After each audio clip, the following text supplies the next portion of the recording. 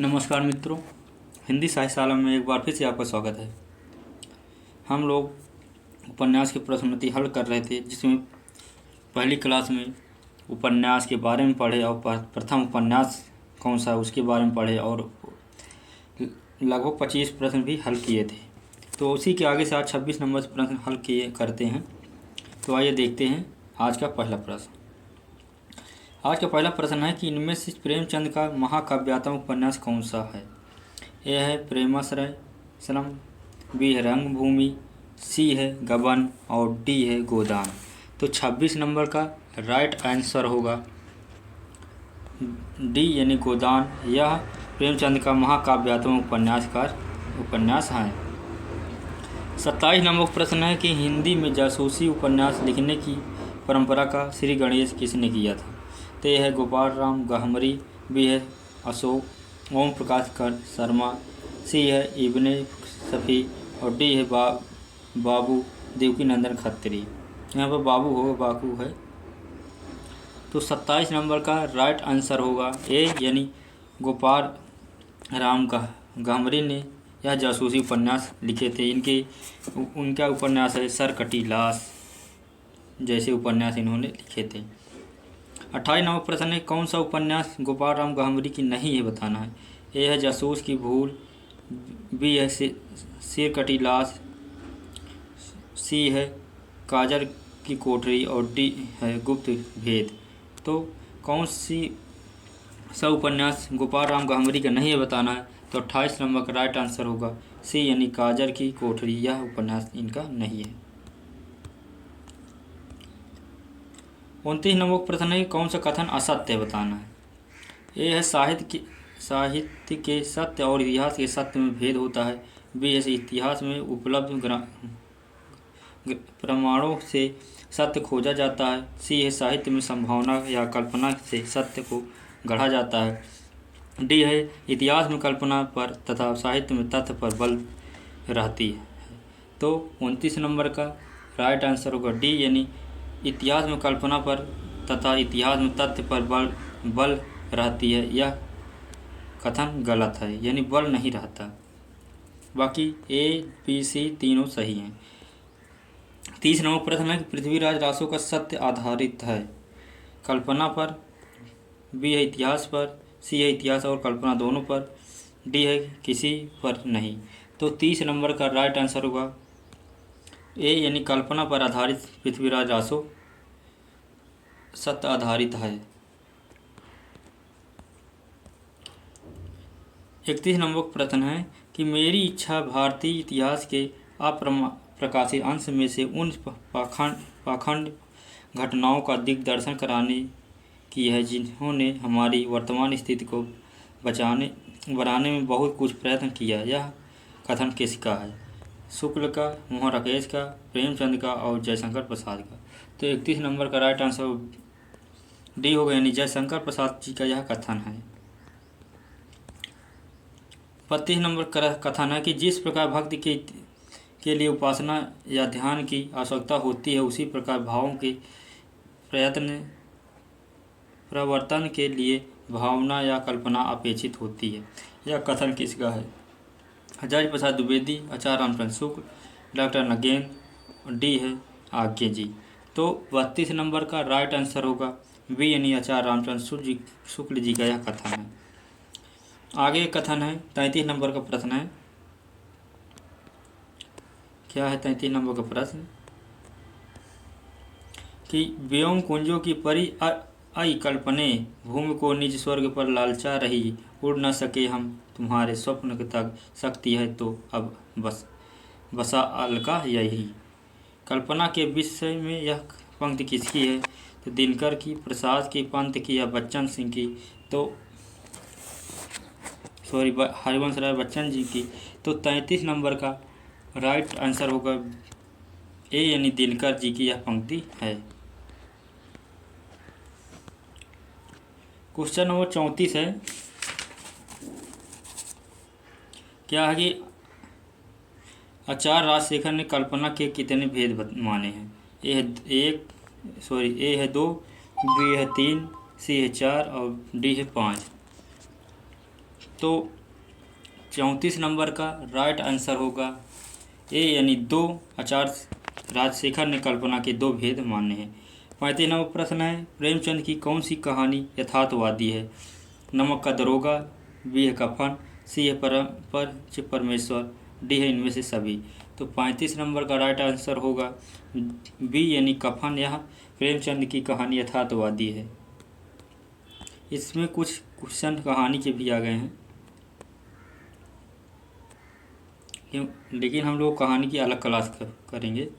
36 number प्रश्न है, प्रेमचंद का कौन सा उपन्यास आदर्शोन्मुख यथार्थवाद का से युक्त है? गोदान, निर्मला, रंगभूमि, इनमें से सभी। तो 36 नंबर का राइट आंसर होगा डी, यानी इनमें से सभी। यह आदर्शोन्मुख यथार्थवाद से युक्त है प्रेमचंद का उपन्यास। 37 नंबर प्रश्न, कल्पना का कार्य है अवचेतन में स्थित अनुभूतियों को चेतन स्तर पर प्रस्तुत करना, बी है विषय वस्तु का विस्तार करना, सी है बिंब सृजन करना, डी है इनमें से सभी। तो 37 नंबर का प्रश्न का राइट आंसर होगा डी, यानी ये सभी कल्पना का कार्य है।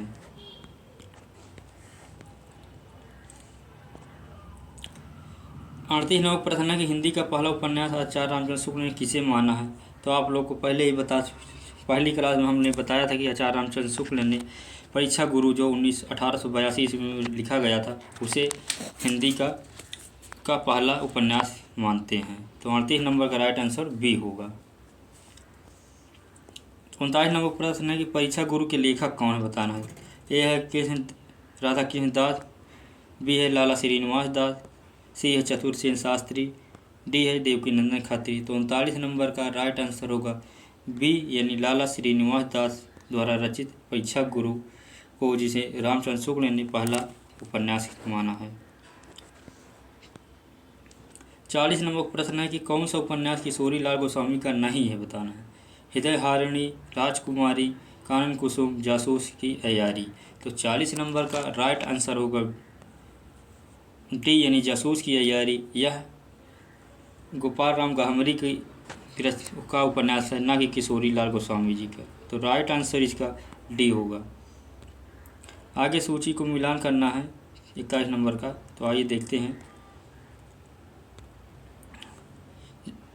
ठेठ हिंदी का ठाठ, यह अयोध्या सिंह उपाध्याय हरिऔध का रचना है। परीक्षा गुरु श्रीनिवास दास, लाला श्रीनिवास दास की रचना है।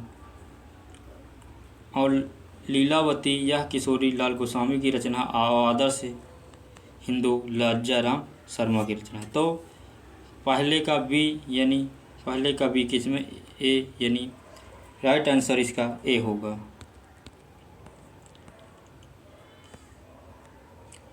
क्वेश्चन नंबर 42 है कि चंद्रकांता का मूल आधार क्या है? विशाख दत्त, तिलस्म, होश रूबा, सी है मुद्रा राक्षस, डी है इनमें से कोई नहीं। तो 42 नंबर का राइट आंसर होगा बी, यानी तिलस्म, होश रूबा, यह चंद्रकांता का मूल आधार है।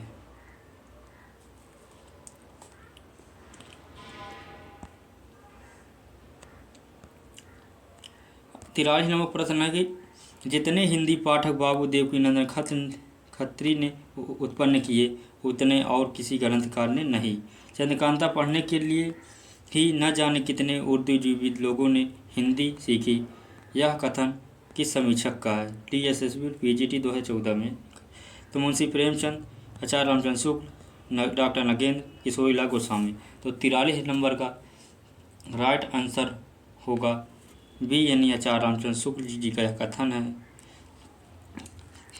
कि देवकीनंदन जी ने जितने पाठक को उत्पन्न किया, उतना किसी ग्रंथकार कार्य नहीं किया।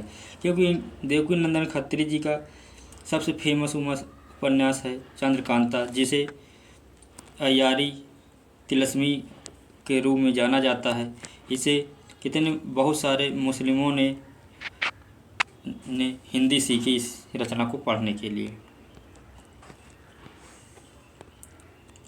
44 नंबर प्रश्न है, तिलस्म का अर्थ क्या है? ए है गुफा, बी है अद्भुत एवं आश्चर्यजनक, सी है गतवान और डी है दूर तक दौड़ने वाला। तो 44 नंबर का राइट आंसर होगा बी यानी अद्भुत और आश्चर्य तिलस्म का अर्थ होगा। 44 नंबर प्रश्न अय्यार की तत्परता है, यानी अय्यार की तत्परता क्या किससे है? ए है चालाक से, बी है बेग से चलने वाला, सी है ए बी दोनों और डी है जासूस। तो 45 नंबर का राइट आंसर होगा सी यानी चालाक और बेग से चलने वाले दोनों सही हैं।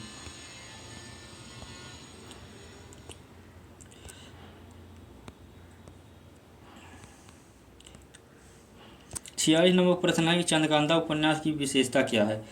ए है कतूहल, बी है जिज्ञासा, सी है रोचकता, डी है इनमें से सभी। तो 46 नंबर का राइट आंसर होगा डी यानी इनमें से सभी। यह चंद्रकांता उपन्यास की विशेषता है। 47 नंबर प्रश्न चंद्रकांता उपन्यास का नामकरण किया गया था? नायक के नाम पर, स्थान के नाम पर, घटना के स्थान पर, नायिका के स्थान पर। तो चंद्रकांता का नामकरण उस रचना की नायिका के नाम पर हुआ था। 48 नंबर प्रश्न तेज सिंह नामक चरित्र किस उपन्यास का है? तो चंद्रकांता, सिरकटी लाश, अधखिला फूल, डी इनमें से कोई नहीं। तो 48 नंबर का राइट आंसर होगा ए यानी चंद्रकांता। यह तेज सिंह नामक चरित्र इस उपन्यास का है। 49 नंबर प्रश्न चंद्रकांता उपन्यास की शैली क्या है? ए है विवेचनात्मक है, किस्सा गोसाई की शैली है, फ्लैशबैक है, या डी डायरी से है। तो 49 नंबर का राइट आंसर होगा बी यानी किस्सा गोसाई की शैली इस रचना में है। 50 नंबर प्रश्न है कि प्रेमचंद का जीवन काल क्या है? तो प्रेमचंद जी का जीवन काल क्या है बताना। तो इसका राइट आंसर ए होगा यानी 1880 से 1936 तक प्रेमचंद जी का जीवन काल माना जाता है, क्योंकि इनकी रचना गोदान 1936 में रचित मानी जाती है। तो राइट आंसर ए होगा। तो आज की क्लास यहीं पर ख़त्म करते हैं, कल फिर आगे पढ़ेंगे 51 नंबर से प्रश्न से। तो तब तक के लिए नमस्कार, जय हिंद।